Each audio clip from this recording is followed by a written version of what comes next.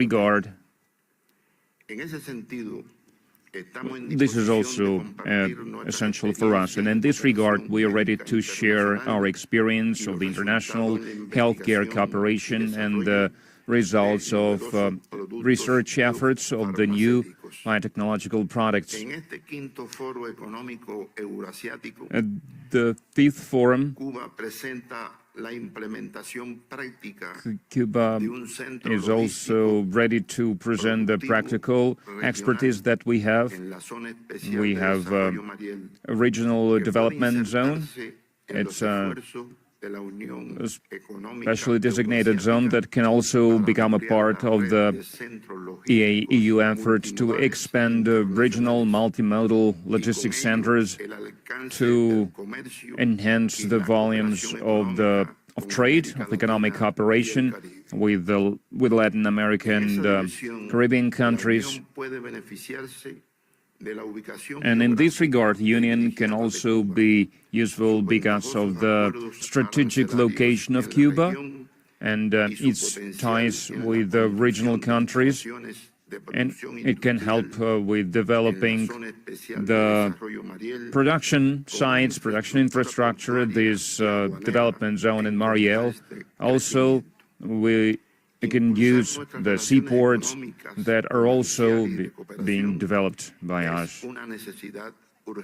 These kind of relations, trade and economic relations, are vital for us, and Cuba has a number of economic sectors that I believe are very promising for the Eurasian Economic Union, and I would like to put a special emphasis on healthcare, food security, energy security, renewable energy,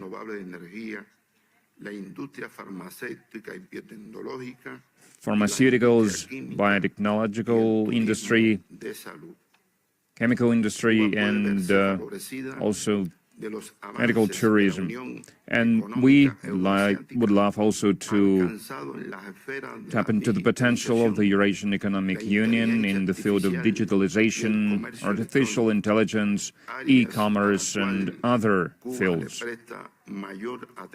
that Cuba prioritizes. And we would like to develop a business cooperation with the Union member states to allow them to become part of the joint investment projects, to use the possibilities opened by the partial liberalization of trade ties with our country and with other Latin American countries. We are confident that the Eurasian Economic Union needs to demonstrate its force as an alternative integration mechanism to oppose the unfair, decadent, degrading world order that we can see unfolding now. Your Excellencies, our country is suffering from the criminal law unleashed against us by the United States government, and they have put Cuba into the list of the countries that is allegedly supporting international terrorism. In addition to that, against us, they have introduced a complete energy blockade that bans the third countries from supplying Cuba with oil. They are trying to strip us of the right to exercise our freedoms to carry out relations with the other countries. We've received only one vessel with 100,000 tons of oil. This was done with the help of the Russian Federation. We would like to express our sincere gratitude for this. Apart from that, the President of the United States signed two decrees, two executive orders that enhances the extraterritorial consequences of this blockade. And they are threatening us with military aggression. They are using manipulation and lies. They are trying to present Cuba as a threat to the United States. And they are using libel against one of the leaders of our revolution, General Raúl Castro, which is also a provocation that has no legal foundation. Esteemed sirs, despite this aggression, Cuba is not alone. We are grateful to all the Union member states for showing their solidarity on the path of our economic development. We will overcome barriers imposed on us, and on this path we feel the support and understanding shown by the EAEU countries. And on behalf of the Cuban people and on behalf of the Cuban government, I would like to express our sincerest wishes of success to you and to the people of Kazakhstan, because under the Kazakhstan's presidency over the Eurasian Economic Union this year, I would like to wish them success in this effort. And on behalf of Cuba, we would like to reaffirm our commitment to engage in cooperation and our willingness to make our strong contribution into the development of this union. Thank you very much. Thank you very much for your substantial address. Seizing this opportunity, I would like to wish the courageous people of Cuba every success. Now, I would like to give the floor to the Minister of Industry and Foreign Trade of the Islamic Republic of Iran.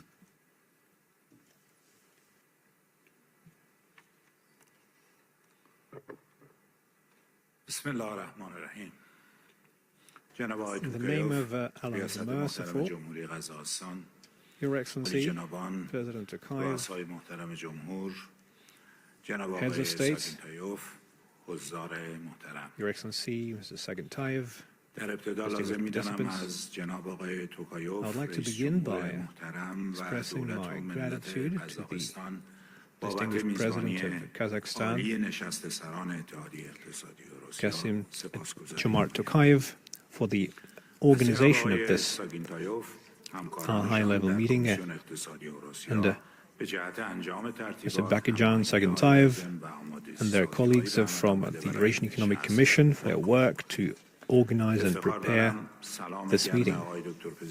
It is an honor for me to speak to the representatives of member states and all of those present, and to convey the best greetings from the President of the Islamic Republic of Iran. And once again, I would like to thank you for the opportunity. As is known, on the morning of February 28, 2026, during the holy month of Ramadan, the Islamic Republic was faced with an illegal, full-scale attack by the United States and the Zionist regime. Thousands of innocent citizens of my country, including the spiritual leader of the Islamic Revolution and many important high-ranking officials and other girls who died at the school, bombed by the enemies. 168 people died during that attack.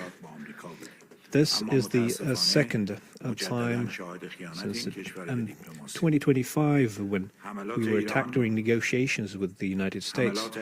Once again, we have seen a betrayal of diplomacy from that country. The attack by the United States and the Zionist regime and the bombings of urban and civilian infrastructure, healthcare facilities, and pharmaceutical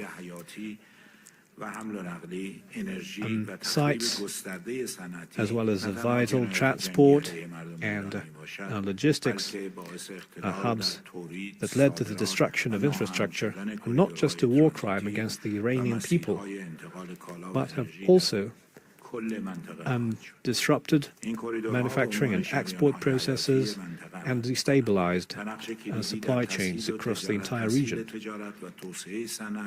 which are vital arteries of the region and play a large role in establishing and ensuring the stable development of industry and economy in the region. efforts to alleviate poverty and establish prosperity have been undermined. The Islamic Republic have the right to self-defense according to the United Nations Charter, and use that right vigorously to counter the illegal aggression. It is notable that the United Nations, the Security Council specifically, did not take any viable steps to curtail the aggression of the United States and the Zionist regime. We are convinced that the aggression against Iran, the genocide in Gaza, the brutal attacks against Lebanon, and the other issues must be viewed by the international community in earnest before they spread and spill out on the world.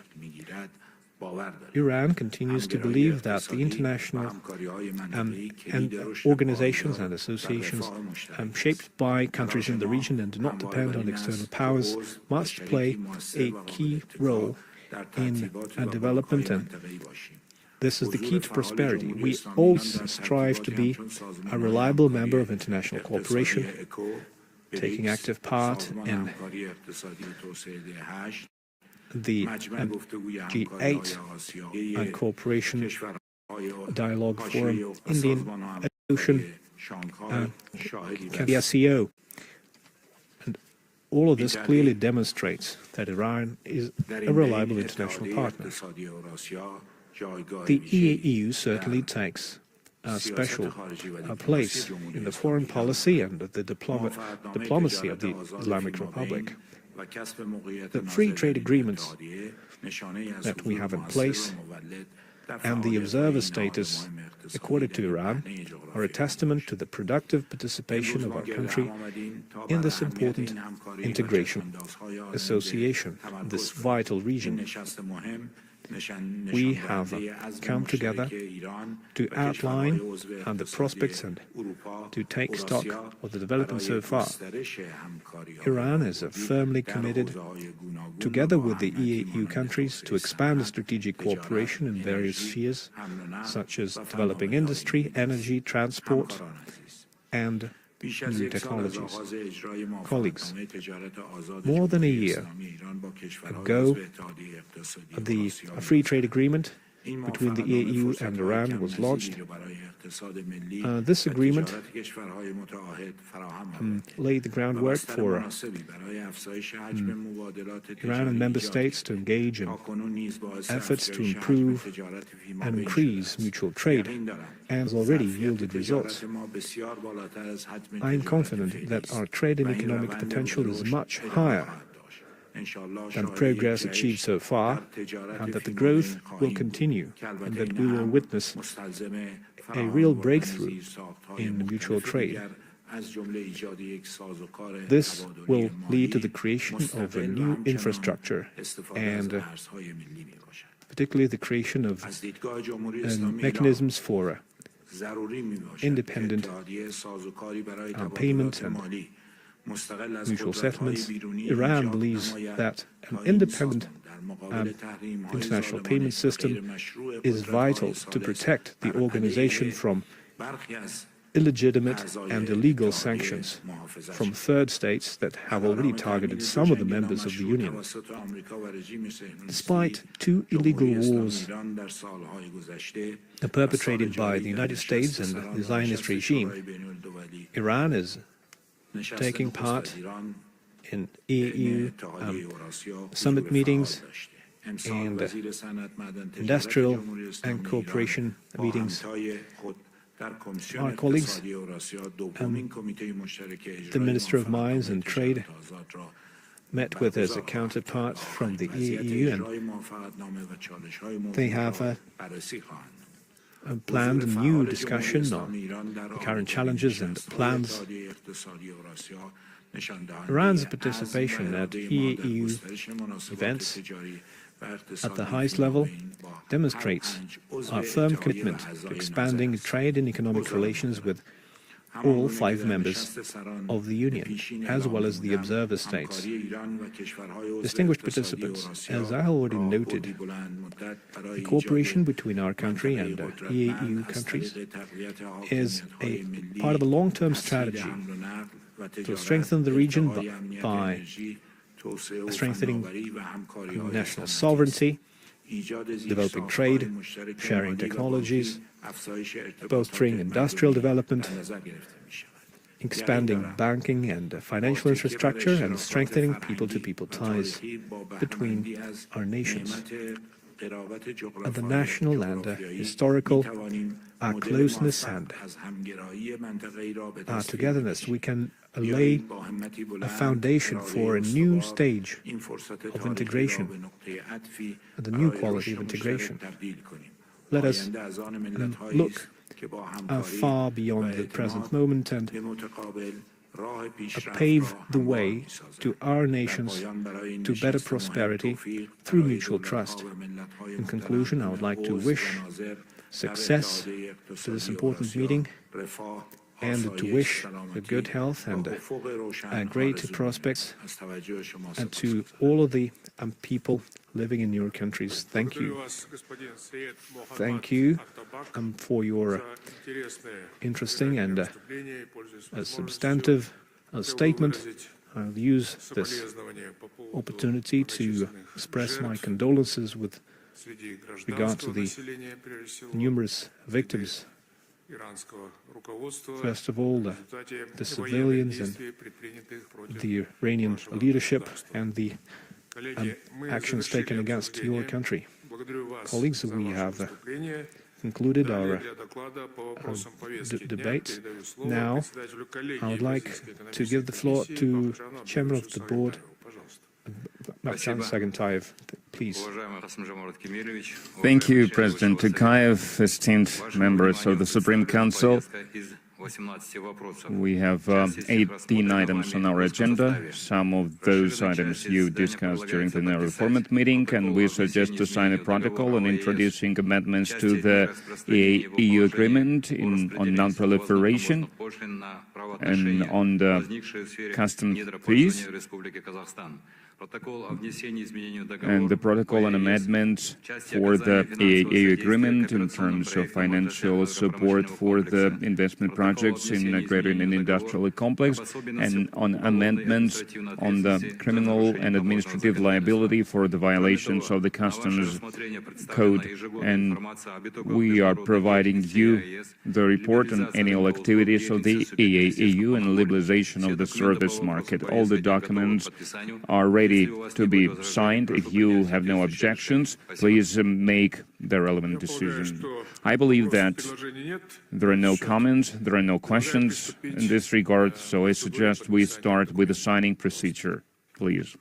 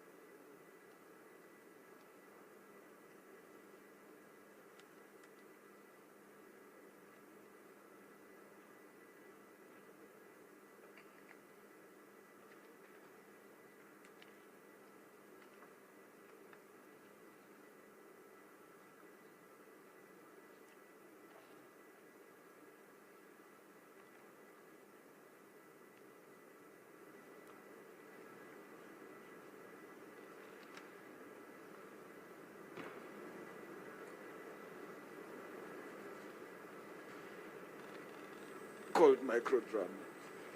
So we're